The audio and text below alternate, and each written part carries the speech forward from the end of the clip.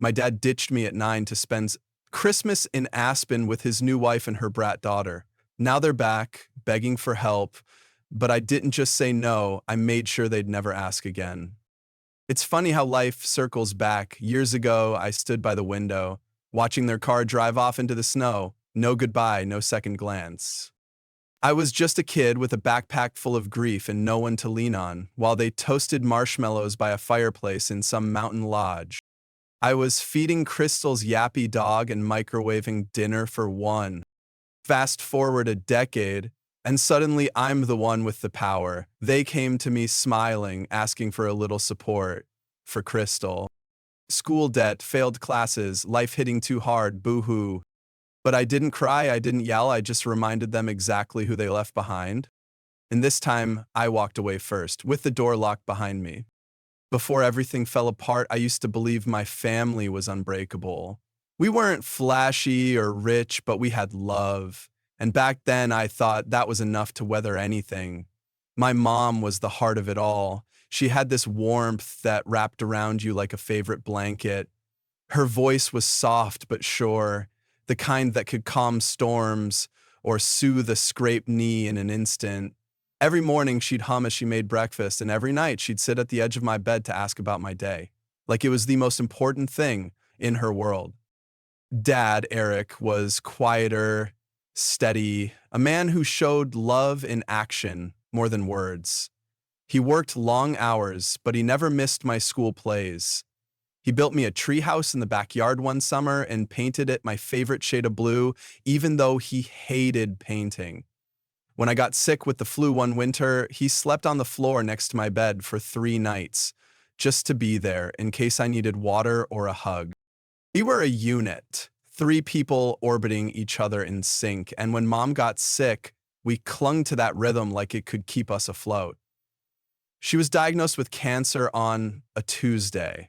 I remember because we had meatloaf for dinner that night, and no one really touched their food. Everything became hospital visits and whispered conversations.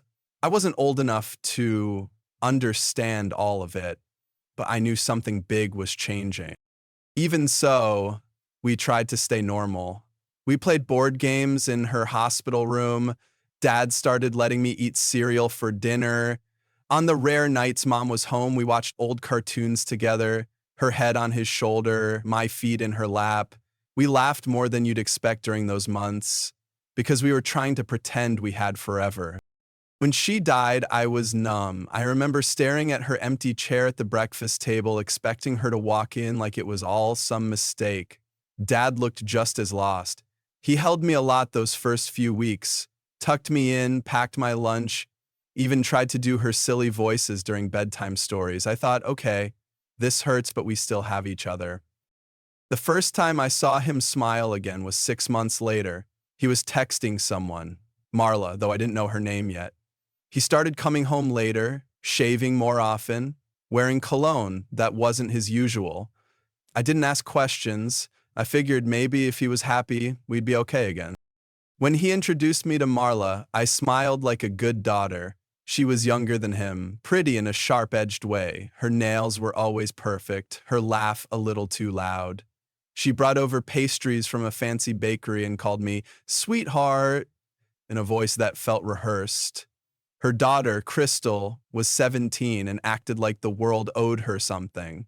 But I tried. I really did. I offered to share my room when they stayed over. I gave Crystal the bigger side of the closet. I helped Marla with groceries, even when she started treating me more like an assistant than a child. I said nothing when Dad started missing our Sunday park visits, when he stopped asking about school. I thought, be patient, families take time. When they moved in, I gave up my desk so Crystal could have a vanity. I cleaned the kitchen without being asked. I started packing my own lunch. Dad didn't seem to notice, but I told myself it was okay. He was juggling a lot. I just had to make things easier. That's what love is, right? Making yourself smaller so someone else can breathe. I believed if I just kept giving, eventually I'd be seen. That the man who once stayed up with me all night during a thunderstorm because I was scared. The dad who painted my treehouse blue was still in there somewhere. I just had to wait him out. But the truth was, he wasn't coming back. And I was the only one still fighting for a version of our family that no longer existed. It started with small things, easy to miss slights that on their own seemed harmless, but stacked together, they built a cage I didn't even realize I was inside until the door slammed shut. The first time I felt it was the night Marla moved in fully. Boxes everywhere, chaos in every corner. I came home from school to find my books, my carefully alphabetized shelves, dumped into 2 cardboard boxes and shoved in the garage. In their place, Crystal's makeup vanity and a full-length mirror with LED lights. My dad mumbled something about making space for everyone, but I felt the space I used to occupy shrinking. Crystal didn't hide her disdain. She rolled her eyes when I spoke, tossed her shoes in the hallway for me to trip over, and took over the TV like it was her birthright. I tried to make peace, offered her snacks, complimented her hair once, but she just looked at me like I was a bug she hadn't decided whether or not to squash. It escalated fast. One Saturday morning, I overheard Marla telling my dad I was too quiet and passive-aggressive. She said I needed more structure, that I'd been coddled too long. That afternoon, I was handed a chore chart. My name was on every day. Crystal's name was nowhere to be found. At first, I thought it was a mistake. I waited for Dad to fix it. He didn't. Instead, I scrubbed toilets while Crystal painted her nails. I washed dishes while she FaceTimed her friends and laughed loud enough to echo down the hall. If I was slow, Marla would tilt her head and say, "In this house, everyone contributes." Everyone, right. One day, I found my favorite hoodie, the one Mom gave me for my 8th birthday, crumpled in the laundry bin with bleach stains. Crystal said she didn't see my name on it. I cried in the bathroom that night, silently, biting my fist so no one would hear. The more I tried to stand up for myself, the more I was labeled difficult. "You're always so emotional," Marla would say. Or, "Why do you make everything about you?" Dad never corrected her. He never even looked at me when she spoke.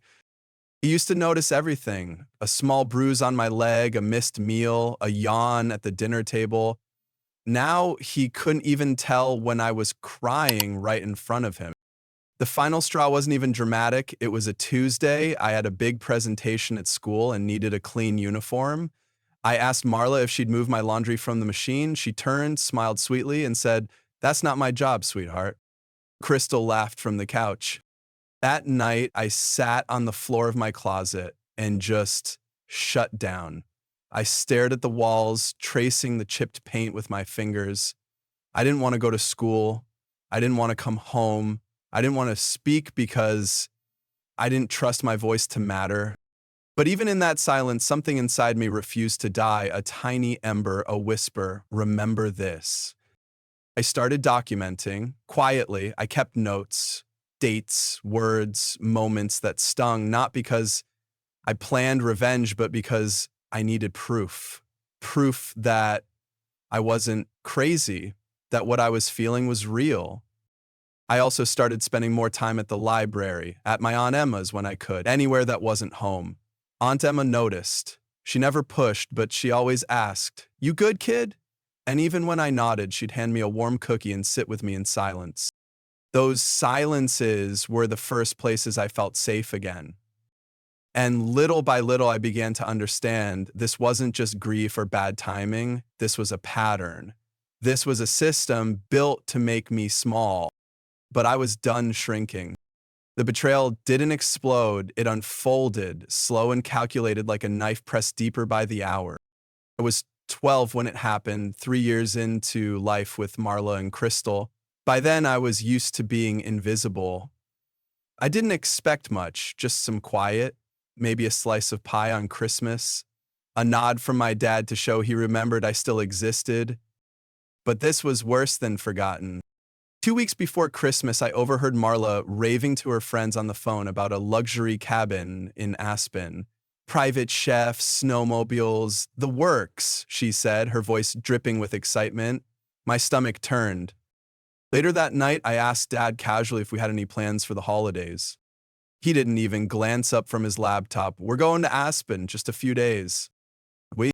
He blinked, hesitated. Me, Marla, and Crystal. We figured you'd be more comfortable here. You've got Duke to take care of anyway.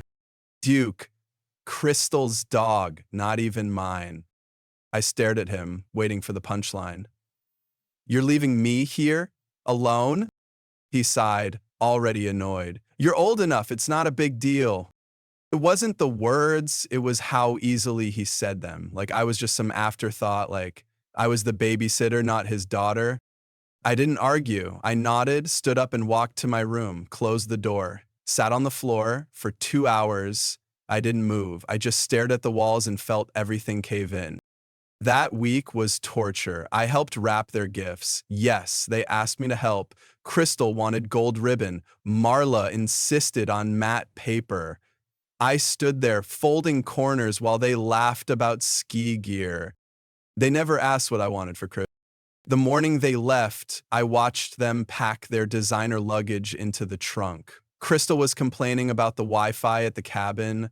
Marla was fussing over her boots. My dad kissed her cheek and told her to text when they arrived. He didn't even hug me goodbye. I waved, he waved back, distracted, and then they were gone. I stood in the driveway for 10 whole minutes, waiting to see if the car would come back. It didn't. That night, I fed Duke, heated up leftovers, sat in the living room with the lights off, no tree, no music, just silence. I cried for 2 hours straight.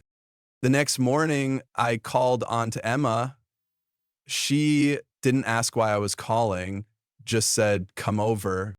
I packed a small bag, left a note on the counter for my dad, at Aunt E's Merry Christmas. He didn't reply. Not that day, not the next.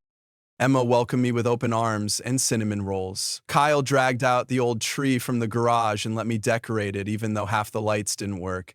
They wrapped gifts in brown paper and drew cartoons on them with Sharpie. It was silly, it was imperfect, but it was the first time in months I felt seen. On Christmas morning, Emma handed me a tiny box. Inside was a necklace with a tiny silver tree on it.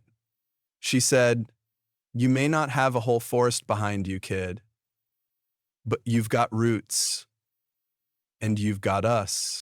I broke down, right there in the kitchen, ugly cried into my cinnamon roll, and neither of them made me feel ashamed for it. When I got back home, the house was cold, quiet. My dad was on the couch, scrolling through his phone. Crystal's ski jacket was draped over the banister. I looked up, "Duke okay?" That was it. I said, "Yeah." He nodded. "Cool." That was the last real conversation we had for months. I wish I could say I confronted him, that I screamed or ran away or made some dramatic scene, but I didn't. I just turned off. I stopped hoping, stopped speaking unless spoken to. I became efficient, silent, a shadow. One night, I took down the photo of me, mom, and dad from my nightstand. I didn't throw it out. I just tucked it into the back of my closet behind old school projects and dusty books. Looking at it felt like trying to breathe through smoke. I kept thinking, how did we get here? How did the man who once tucked me in, who cried at my third grade recital, become someone who left me behind for cocoa and ski slopes? I didn't have the answers, but I knew one thing. That Christmas, he didn't just forget me, he replaced me. And the silence he left me in, that was the loudest betrayal of all. A week later, I found a snow globe sitting on the kitchen counter. Inside, a tiny skier moved through glittery flakes. There was no note, no wrapping, just a white sticky tag on the bottom, Aspen, CO. I don't know if it was from him, maybe Marla, maybe Crystal, but it felt like a souvenir from my own erasure. I didn't throw it out. I shoved it in a drawer behind junk mail and expired coupons. Some part of me still wanted evidence, not of what they gave, but of what they took. Later that year, I overheard Marla boasting to a neighbor about their blended family and how everyone got along so well. I almost choked. Got along? I hadn't had a single one-on-one conversation with my father since before Christmas. Crystal didn't even speak to me unless she was giving orders. At school, people started noticing I flinched when someone raised their voice. I stopped volunteering in class. A teacher pulled me aside once and asked if everything was okay at home. I lied, said we were just adjusting. But I knew better. We weren't adjusting. I was disappearing. Every so often, I'd catch my dad looking at me, not with anger, not with warmth either, just detachment, like I was a picture he couldn't place. Familiar, but no longer meaningful. That was the real betrayal, not the trip, not even the loneliness. It was being replaced, then forgotten. And I knew then that if I ever wanted to matter again, I'd have to stop waiting for him to see me. I'd have to see myself first. The weeks after Christmas blurred into each other. I moved through the days like a ghost, present but barely. I showed up at school, turned in my homework, did the dishes, vacuumed the stairs, nodded at commands, but nothing felt real. At night, I'd lie in bed staring at the ceiling, counting the cracks like stars in a fake sky. I didn't cry anymore, not because I wasn't sad, but because I had dried myself out. There were no tears left, only silence, the kind that echoed louder than screaming. Crystal grew louder in the house, Marla more demanding, and Dad, he just faded. He was there, physically, sitting at the dinner table, tapping on his phone, laughing at shows I wasn't invited to watch. But he didn't look at me anymore, didn't ask if I was okay. I don't think he noticed when I stopped eating dinner most nights. Aunt Emma called more often. Sometimes I picked up, sometimes I didn't. What was I supposed to say? Hey, I'm slowly disappearing? I didn't have the words, and even if I did, I wasn't sure I wanted anyone to hear them. One night, I overheard Marla talking to my dad in the kitchen. "She's always sulking," she whispered. "Maybe we should send her to boarding school. It'd be good for her." Boarding school? They wanted to send me away. I pressed my hand over my mouth to keep from gasping. My chest burned, my fingers clenched into fists. I wasn't a daughter, I was an inconvenience. That night, I seriously considered running away. I packed a backpack, some clothes, the locket from Mom, a photo of me and Aunt Emma, and $67 from my secret stash. I stood by the front door for 20 minutes, but I couldn't do it. I didn't know where to go. I didn't know who I'd be once I left. So I went back to my room, sat on the floor, and stayed there until the sun came up. What kept me going was Kyle. He started texting me more often. Memes, song lyrics, little check-ins. Hey, how's that awful school cafeteria food? Or still crushing on that guy from math class?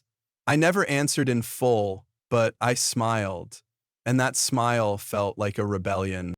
Then one weekend, Aunt Emma picked me up under the pretense of helping her reorganize the garage. She knew I needed air.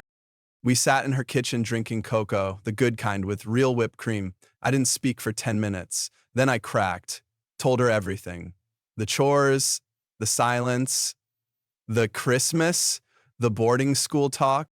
She listened without interruption. And when I finished, she didn't give me some inspirational quote or call my dad a monster. She said, "You're not broken. They are. But you're not staying in that forever." And for the first time, I believed that maybe she was right. She helped me draw a plan. Not escape, but focus. I couldn't control them, but I could control how I responded, how I prepared. So I studied harder, stayed late at school for tutoring, joined the yearbook club, anything that kept me busy and out of the house. The house didn't change. Marla still barked orders, Crystal still sneered, Dad still disappeared into the couch. But I had something now. a direction, a purpose. Every time I aced a test, I wrote the grade on a sticky note and stuck it under my mattress. My secret wall of proof. I was still here, still capable, still more than what they saw. There were still bad days. Nights I broke down in the shower, biting my sleeve to muffle the sobs. Mornings I couldn't look in the mirror. But there were good ones too. Days Kyle made me laugh. Days Emma slipped money into my coat pocket just because. Days I remembered that survival wasn't just endurance, it was resistance. What surprised me most was how numb I had become. Sometimes I'd zone out in class and not even realize the bell had rung. My teachers noticed, a few pulled me aside, asked if everything was okay at home. I smiled and said yes. What else could I do? I didn't want pity. I wanted someone to see me and not see a problem. I started journaling again, late at night, under the covers with a flashlight, like when I was a kid. I wrote everything, every moment I felt erased, every whisper I held back. I didn't write to complain. I wrote to stay sane, to remind myself that I was real, that I mattered. One night, I wrote a letter to my mom. I told her I missed her, that I didn't know who Dad was anymore, and that I was trying so hard to stay afloat. I didn't expect an answer, obviously, but writing it felt like lifting a weight off my chest. I folded it and put it in my locket. That's when it clicked. I wasn't holding on to my past anymore. I was holding on to myself. The pain didn't leave, but it changed shape. It stopped being a sharp stab and became something I could carry. Heavy, sure, but manageable. And with every small act, every grade I earned, every night I chose not to cry, I felt myself rebuilding. Quietly, piece by piece. I wasn't healed, but I was becoming whole. Healing doesn't look like a montage in a movie. It looks like waking up one morning and realizing you didn't dread the day. It looks like catching your reflection and not immediately looking away. It's slow, quiet, and half the time, you don't even notice it's happening until you're standing somewhere you never thought you'd reach. For me, it started with the scholarship letter. I remember sitting on the back steps with a piece of toast in one hand and the envelope in the other. It was thick, official. My heart was pounding before I even opened it. Full tuition, prestigious university, psychology major. My name typed in bold. I read it 3 times before I believed it. I didn't cry. I didn't scream. I just sat there, stunned. Not because I didn't think I was smart enough, but because for the first time in years, someone else saw it too. I walked inside, letter in hand, and found Dad in the kitchen. He looked up, distracted. Mail? Scholarship, I said, holding it up. He blinked, nodded. That's great, kid. How was it? But I didn't care. That letter wasn't for him. It was for me. Aunt Emma threw a celebration dinner that night. Nothing fancy, just spaghetti and homemade garlic bread. Kyle bought a cheap plastic tiara from the party store and made me wear it all night. We laughed until our stomachs hurt. That night, I laid in bed at her house, and for the first time in years, I slept without waking up in panic. College was a breath of fresh air. New faces, clean slate. I decorated my dorm room with string lights and pinned every sticky note from under my mattress to a corkboard. My silent proof was now loud and proud. I joined a student group for first-gen students, started volunteering at the campus writing center, even signed up for a dance class on a dare. I learned how to say no without guilt, how to take up space again. I still talk to Emma and Kyle weekly. They sent care packages, cookies, silly socks, handwritten notes. Every piece felt like a stitch closing the old wounds. Then, one afternoon, my phone buzzed. Crystal. I hadn't heard from her in over a year. Her message was oddly upbeat. Hey, I heard you're at Ridgeview. That's so cool. Listen, I'm having a rough semester. Would you mind helping me with a couple essays? I stared at the screen, floored. No apology, no mention of the past, just fake smiles and a favor. I didn't respond right away. I let it sit for 2 days. Then I wrote, "Hey Crystal, I'm really busy with my own work. Hope things turn around for you." That was all. Didn't expect a thank you and didn't get one. But I felt powerful, not because I said no, but because I said it without rage. I wasn't trying to get even. I was just done. Later that week, Marla called. I let it go to voicemail. Her message was long, flowery. She hoped I was doing well, said they were so proud of me, and then casually mentioned how Crystal could really use a guiding hand right now. I can delete. I didn't even listen to the rest. It felt like walking out of a burning house and never looking back. The more time passed, the more I realized I wasn't just surviving, I was thriving. I got a campus job, made real friends, learned to cook something other than toast. Some nights, I still cried, but they weren't the same tears. These were tears of release, relief, growth. One night in sophomore year, I was walking back from the library when I passed a mirror in the dorm hallway. I stopped, looked at myself. I didn't see a girl who was broken. I saw someone who made it. I whispered to my reflection, "We're okay now." And I believed it. There was one more moment I'll never forget. It was spring break. I chose to stay on campus, needing the quiet. One afternoon, I sat under a tree near the quad, reading. A girl passed by, crying softly into her phone. Her voice cracked as she whispered, "They treat me like I'm invisible." I didn't know her, but I knew that feeling. I tore a page from my notebook, wrote a message, and handed it to her as she passed. "You're not invisible. You're here, and you matter." She looked at me, stunned. Then she smiled, the kind of smile you give when someone sees you just enough to remind you you exist. That was the day I realized my healing wasn't just for me. It's a map for someone else. And that made it all worth it. It started with a text from Dad. "Hey, do you have time to talk?" 5 words, harmless on the surface, but my stomach dropped the second I read them. I hadn't heard from him in over a year. Not since I politely ignored Marla's guilt trip voicemail and Crystal's phony essay request. I waited 2 days before replying. "What's this about?" He responded almost immediately. "We'd like to meet just to talk. Nothing serious." We already knew what that meant. Still, something in me, curiosity, closure, or maybe just a desire to finally face the ghost, agreed. Fine. 1 hour, public place. We met at a coffee shop near campus, neutral territory. They were already there when I arrived. Dad looked older, grayer. Marla wore oversized sunglasses and a coat too warm for spring. Crystal was absent, thankfully. "Hi," Dad said as I sat down. I didn't respond, just looked at him, waiting.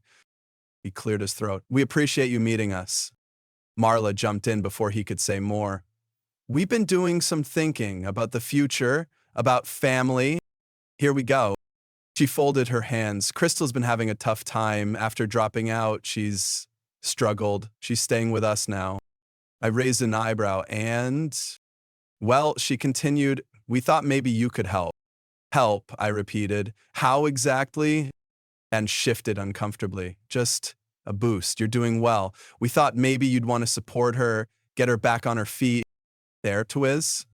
Not an apology, not a moment of recognition, just a request for me to carry Crystal again.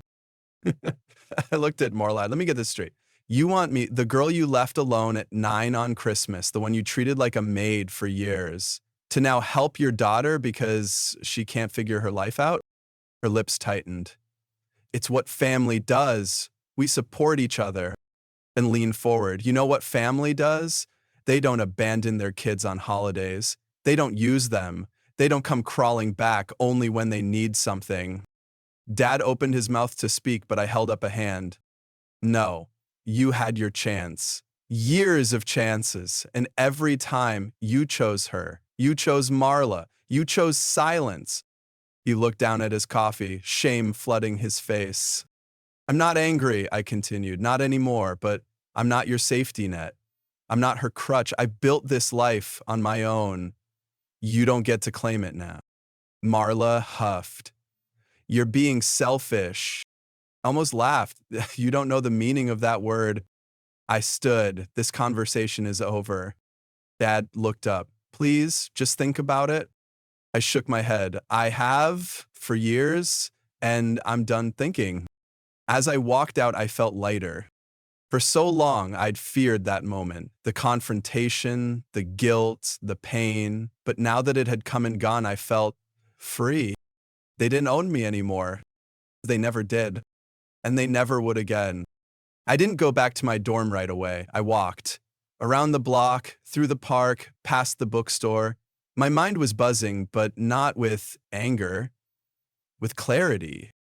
For years, I'd imagined what I'd say if I got the chance. Sometimes I pictured yelling, other times crying. But in the end, all it took was calm truth, no theatrics, no begging to be understood. Just a boundary, spoken clearly. That night, I called Aunt Emma. They finally asked, I said. To borrow money, she guessed. Worse, they wanted me to bail Crystal out. Again. Emma exhaled sharply. What did you say? I said no, then I walked away. Good girl, she said, her voice thick with pride. You did the right thing. Later, I found myself digging through an old shoebox where I kept bits and pieces of the past. In it was the snow globe from years ago, Aspen, the one they brought back from the trip I wasn't invited to. I hadn't touched it since I was 10. I turned it over in my hands, watching the glitter swirl around the tiny skier. And then I placed it gently in the trash. Not in rage, not in sadness, just because I didn't need it anymore. The next morning, I woke up feeling 10 pounds lighter. I wasn't bracing for the next call, the next guilt trip. That chapter was closed.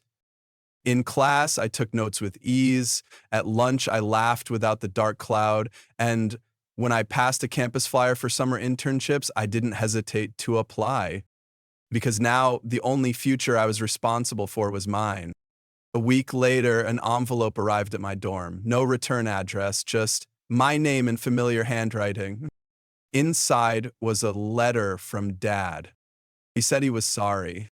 Not just for asking me to help Crystal, but for everything, for that Christmas in Aspen, for letting Marla take over, for not being the father I needed.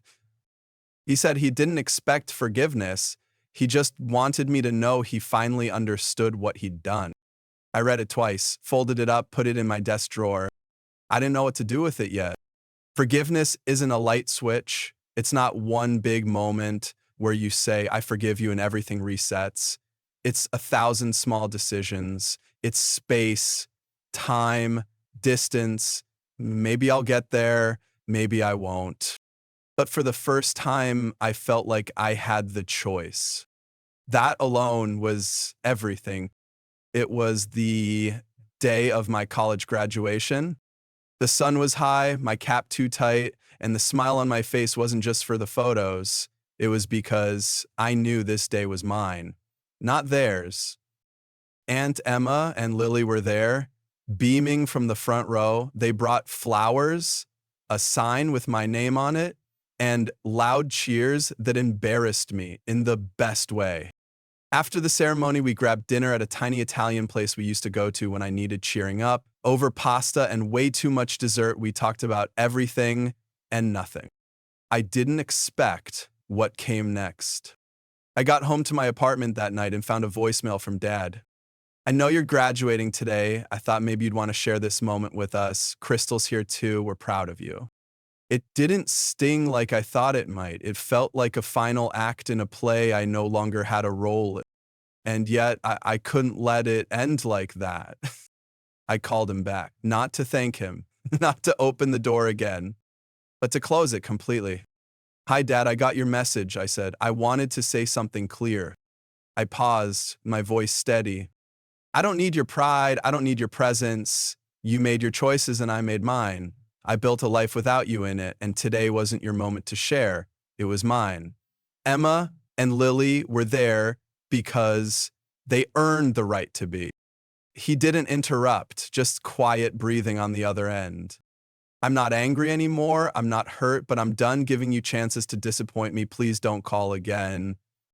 A hug. I didn't cry. I smiled because I'd finally said the thing I'd carried for years. I wasn't the little girl left behind anymore. I was the woman who walked away on her own terms. The next day, I woke up feeling a quiet kind of power, like I'd reclaimed something that had been stolen long ago. I treated myself to breakfast at my favorite cafe, sat by the window with a cinnamon latte and a view of the world I was finally free to step into, not just as a survivor, but as someone fully in charge of their future. Later that week, Lily came over with a bottle of cheap wine and 2 chocolate bars. To adulthood, she said, clinking glasses. To doing it our way, I replied. That night, we talked late into the evening, our conversation drifting from stupid boys to job interviews to the way grief lingers like perfume on an old sweater. I told her more than I ever had about the Christmas I spent alone, the dog I fed in silence, the snow globe I threw out. She didn't say much, just sat there, hand resting on mine. That was the thing about Lily. She didn't try to fix it. She didn't try to offer wisdom. She just stayed. And that, more than anything, made me feel safe. A week later, I got a LinkedIn message from Crystal. At first, I thought it was a mistake, but no, it was her. She'd found me through a mutual contact. She kept it brief. Hey, just wanted to say congrats on graduating. I know things have been weird between us, but I'm trying to get my life together. Hope we can talk sometime. I stared at it for a while, then deleted it. No message, no explanation. Some doors stay closed, and that's okay. I didn't owe her or anyone a second opening. Not after the years. They'd had their chance and spent it all. That weekend, Aunt Emma hosted a small graduation party for me in her backyard.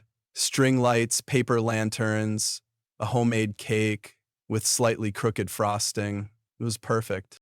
Neighbors came by, Lily brought cupcakes. Emma gave a toast that made me cry a little and laugh a lot.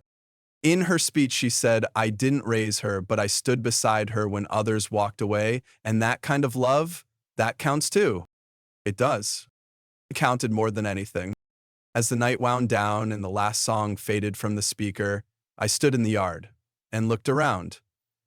My family, my real one, was right there, laughing, cleaning up dishes, stealing the last piece of cake. No one was yelling. No one was using love as leverage. No one was asking me to be less so they could feel like more.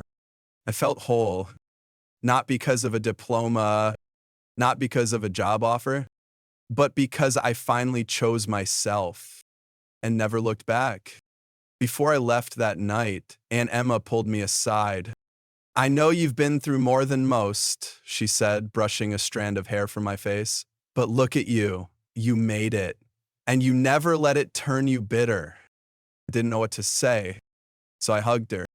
And in that hug, I realized something simple but profound. I wasn't just surviving anymore. I was living, and I was finally free. It's been a year since graduation. I live in a new city now. My apartment is small, but mine is. I've got a job I love, coworkers who respect me, and weekends that actually feel like rest. Every now and then I still think about them, Dad, Marla, Crystal, not with anger, just distance. They're a chapter I've closed, a story I've told myself enough times to finally set it down. Aunt Emma and Lily still visit. We go to farmers markets, try new brunch spots, and argue about the best coffee shops in town. Sometimes when I'm walking home in the early evening, I see a little girl with her parent, laughing, running ahead, full of trust. And for a moment, I grieve for that version of me, the girl who wanted so badly to be chosen, to matter. But then I remember she made it. She grew up, she learned how to say no, how to build walls without losing her softness, how to love without apology. Most importantly, she learned that just because someone gives you their last name doesn't mean they give you love. That has to be earned, and some people never do. But that's okay, because the ones who matter, they never made me beg for it. Last weekend, I visited the park near my old neighborhood. The trees were taller, the swings rusted, the ice cream truck still playing that same off-key tune. I sat on a bench and watched the world move around me, kids running, parents chasing, couples arguing, softly about nothing. It was comforting and strange, like visiting a past life that no longer fits but still lingers at the edges.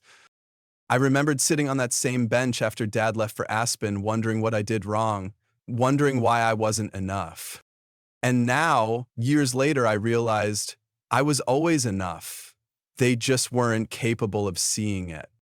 That's not my burden anymore. I left a note under the bench, folded in a plastic sleeve. To the kid who feels forgotten, you're not. Keep going. You'll make it. Maybe someone will find it, maybe not. But I liked knowing it was there.